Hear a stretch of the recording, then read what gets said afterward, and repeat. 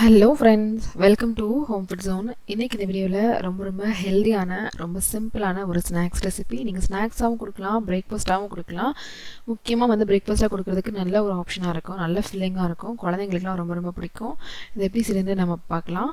இது செய்கிறதுக்கு ஒரு பேனை சூடு பண்ணிவிட்டு 1 கப் அளவுக்கு கோதுமை ரவை எடுத்துக்கோங்க. கோதுமை ரவையிலே 2 டைப் இருக்கும். கொஞ்சம் தடிமனாக இருக்கிறது இருக்கும், நல்லா புதுசாக மெல்லிஸாக இருக்கிறது இருக்கும்.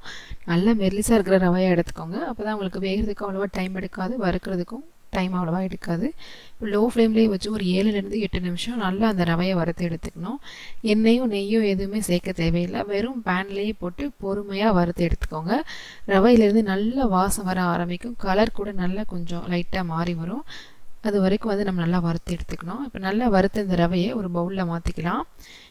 இப்போ இந்த ரவை ஓரளவு சூடு ஆறுனதும் இதில் நல்லா கொதிக்கிற தண்ணி கொஞ்சம் கொஞ்சமாக ஊற்றி நம்ம கலந்து எடுத்துக்கணும். ரவை எவ்வளோ வேணாலும் தண்ணி இழுக்கலாம், அதனால் இந்த அளவு தான் தண்ணி சேர்க்கணும்னு சொல்ல முடியாது. 1 கப் ரவைக்கு 1 கப் அளவு கூட நீங்கள் தண்ணி தேவைப்படலாம். நீங்கள் எடுத்துருக்கிற ரவைக்கு ஏற்ற மாதிரி தேவைப்படும். இப்போ நான் கொஞ்சம் கொஞ்சமாக சுடு தண்ணி சேர்த்து நல்லா மிக்ஸ் பண்ணி எடுத்துக்கிறேன். நல்லா இந்த ரவை நல்லா நினைஞ்சிருச்சுன்ற ஸ்டேஜில் இதை அப்படியே மூடி வச்சு ஒரு 5 நிமிஷம் விட்டுலாம். 5 நிமிஷம் கழித்து திறந்து பார்த்தீங்கன்னா நல்லா உதிரியாக நல்லா பூ மாதிரி இருக்கும். இப்போ இது கூட ஒரு 1/4 டீஸ்பூன் அளவு ஏலக்காய்த்தூள், ஒரு பிஞ்ச் அளவு உப்பு, 1/2 கப் அளவுக்கு கேரட்டை பொடிசா துருவி சேர்த்துக்கோங்க. இப்போ இதை நல்லா கலந்துக்கலாம்.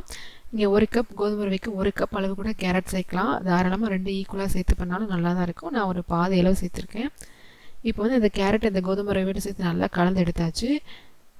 இப்போ நமக்கு தேவையான மிக்ஸ் ரெடி ஆயிடுச்சு. இப்போ இது கூட சேர்க்கறதுக்காக 1 கப் அளவுக்கு இந்த மாதிரி தேங்காவை கொஞ்சம் நீளமாக அந்த மாதிரி துருவி ரெடியாக எடுத்து வச்சுக்கோங்க. இப்போ செய்கிறதுக்கு இந்த மாதிரி வாழையில எடுத்துக்கோங்க. இந்த மாதிரி 2 கார்னர்லையும் கட் பண்ண வாழையிலையை மடித்து டூத்பிக் வச்சு இந்த மாதிரி பின் பண்ணி எடுத்துக்கோங்க. அப்போது நம்ம இதுக்குள்ளே நம்ம ஸ்டஃப் பண்ணி எடுக்கிறப்ப வெளியே வராமல் இருக்கும். முதல்ல தேங்காய் நல்லா ஒரு கைப்பிடி அளவு போட்டுக்கோங்க. 2-3 தடவை தேங்காய் நல்லா கைப்பிடி அளவு போட்டதும் ஒரு 4-5 கரண்டி அளவு இந்த கோதுமை ரவை மிக்ஸையும் போட்டு திரும்பவும் மேலே கொஞ்சமாக தேங்காய் வச்சு இதை நம்ம இந்த மாதிரி செஞ்சு எடுத்துக்கலாம். இதை வேக வச்சு எடுக்கிறதுக்காக இட்லி தட்டு இல்லைனா ஸ்டீமர் எடுத்துக்கோங்க. இந்த மாதிரி நல்லா ஹை ஃப்ளேமில் தண்ணி கொதிச்சுட்டு இருக்கிற ஸ்டேஜில் ஒரு 10 நிமிஷம் வேக வச்சு எடுத்துக்கோங்க. 10 நிமிஷம் நல்லா வெந்ததுக்கப்புறமா நம்ம பார்க்கலாம். அவ்வளோதாங்க.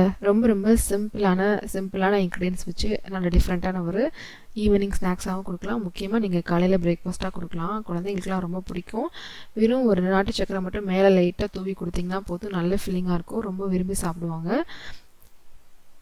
லைட்டாக இந்த மாதிரி டூத்பிக்கை எடுத்துகிட்டு இந்த இலையை பிரிச்சுட்டு எடுத்திங்கனாலே போதும், நல்ல உதிரியாக சூப்பரான கோதுமை ரவை புட்டு ரெடி.